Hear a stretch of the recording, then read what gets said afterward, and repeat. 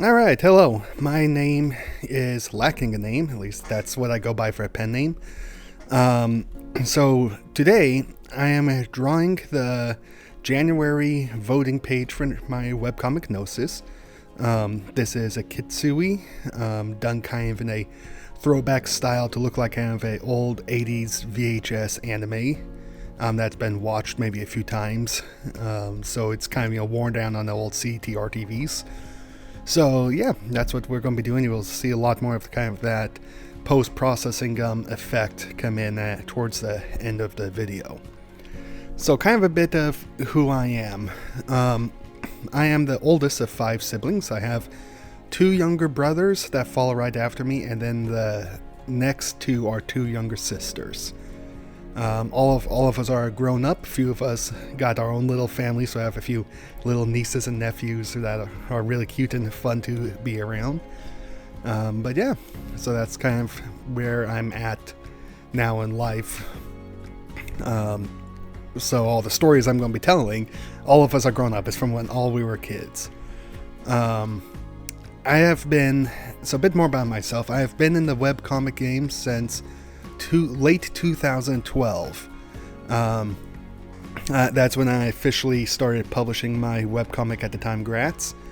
And it's been a weekly webcomic, and I haven't missed a weekly update since then.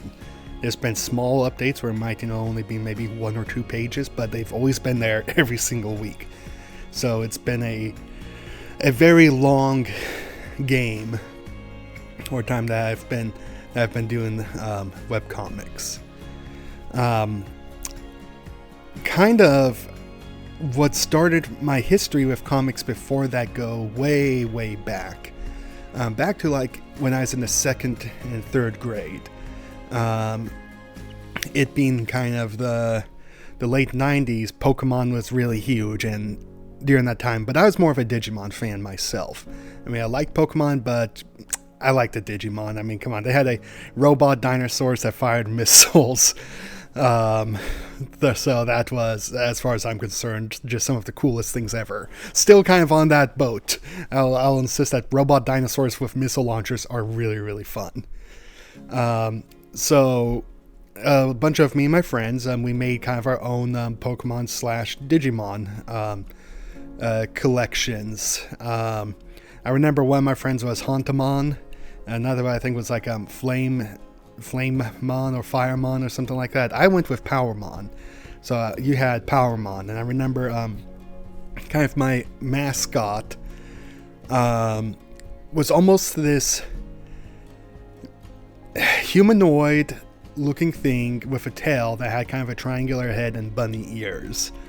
Or something kind of like long pointy up ears. Not a very good descriptor of it. I know, and I'm sure I have a drawing somewhere around in the house, but I'm not going to edit the video to show any of that stuff. I'm not going to put that much time into this.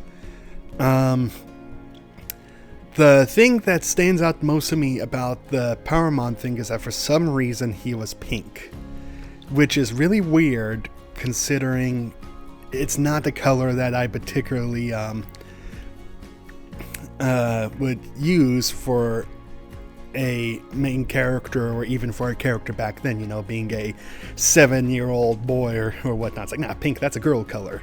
But yeah, for whatever reason, that was his color, and so I suppose maybe that's what what they talk about with artists, that your characters speak back to you. It's like, no, this is what they look like, this is what they do, this is sometimes even what they sound like or would say.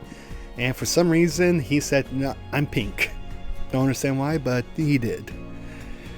And so by the 3rd grade is when I did my first comic using these Powermon. It was just like a simple, like maybe 15-page little comic thing of a giant robot, a giant turtle with cannons on its back. Once again, that Digimon influence coming in. Is attacking a city, and Powermon goes to stop him. I think he slashes some missiles apart in midair and maybe shoots like a laser beam or something and defeats the turtle. So that would be my absolute earliest comic that I could think of doing. Another one that I did around that time was with Weedle, the Pokemon, the little round ball segmented worm thing with a big a big spike on the head. I remember my dad making a comment about that thing falling out of a tree and getting stuck in the ground. And so that kind of gave me an idea for a little comic I drew, just a short little 3-panel one of Weedle being stuck in the ground, just pointing straight up.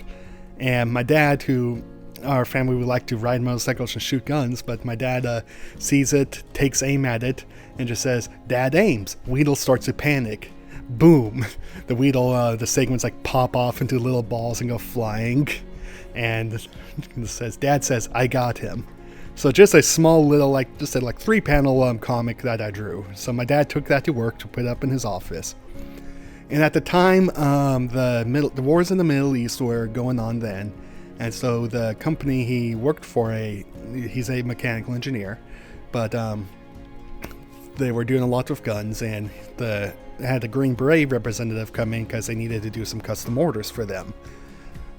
So he saw that, thought it was great, took a scanned copy of it back to the bases and put it up in the cafeteria where a lot of other of the Green Berets liked. So that was, I guess you could say, my first proper distribution of comics was to the military. So after that, I did a lot of drawing. Just over the course of my whole life, I drew a lot of dragons. In particular, I really like them. It's a big fire-breathing monster that flies. It's just a whole lot of fun. But so my next comic that I actually did was in junior high. At the time, Digimon World 4 had just come out, and I was really excited about it, and it was going to play with me and my brothers. So I drew a little comic. This ended up being over 100 pages long of our characters in the game. I think I was like a Dronemon or something like that, the purple one.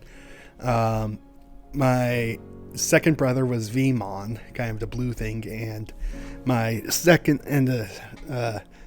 brother, so the middle child, was Guillemon, the red one.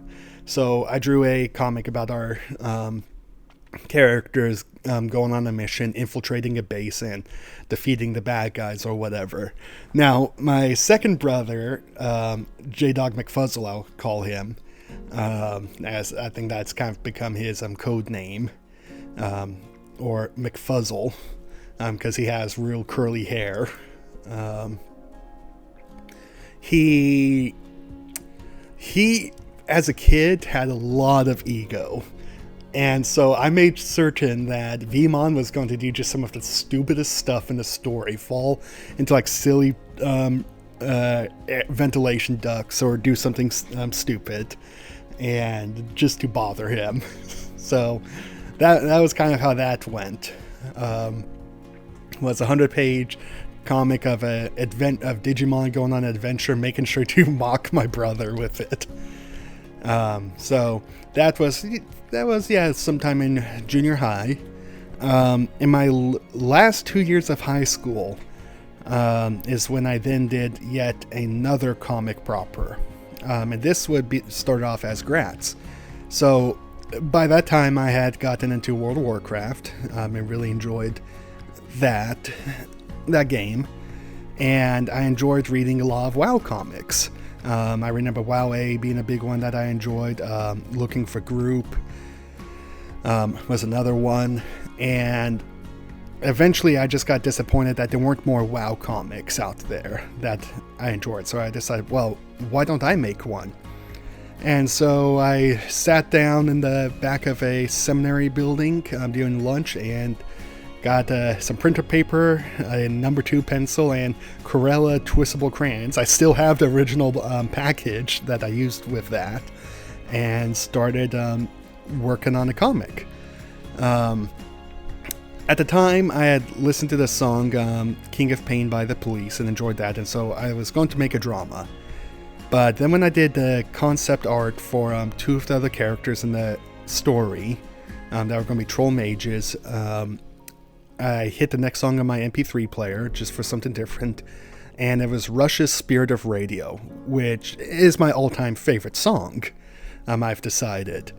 And those two twin brother troll mages, who I later just named Red and Green, were so much fun, I decided a drama wasn't going to work. So I retooled the story to be called Gratz, and was just going to be kind of a continuously long adventure. And I did that from 2010 to 2011, just kind of drawing that in my spare time, during lunch mostly. And the only people who really got to see it were my family, because I wasn't publishing it at that time. So after I graduated in 2011, I then went on my mission and came back around 2012, which at that point in time, I decided, all right, I'm going to publish Gratz. So I published the whole first hand-drawn, sketchy pencil paper version of Gratz up to Comic Fury at that time. And then after that, I started. I did a few more pages in the pencil and paper, but I really wanted to improve like the coloring of the art. So I got a bamboo crate digital webcomic pad and a pirated copy of Photoshop from one of my former teachers.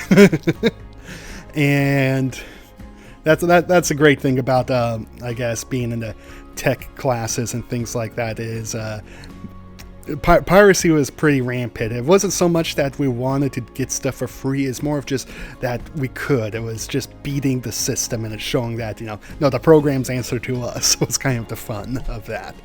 But yeah, so that's how I got kind of the Photoshop, was from that group, and started drawing in Photoshop, taught myself that, and from then on I've done this digital work, and you can kind of see where I'm at now. Well, I say where I'm at now, it's still doing it, and it's been a lot of fun, and I still have the same bamboo crate. I'm still using it. So at the time I'm doing this drawing, it is 12 years old, still works, and no longer commercially available because it's just way too old. I've taken a look a couple times at replacing it, but I haven't found something that quite jives with me the same way this has. So maybe in time that will change, or maybe in time this will finally break and I'll be forced to have to change. So we'll see what happens, I guess, in the future of that. So, as I said, with the drawing and doing the comic publication, I tried to do 3 pages a week, and there's been fluctuations at that time. Sometimes I can only do 1 or 2 pages, depending, like if I'm sick or really busy that week. That's been known to happen.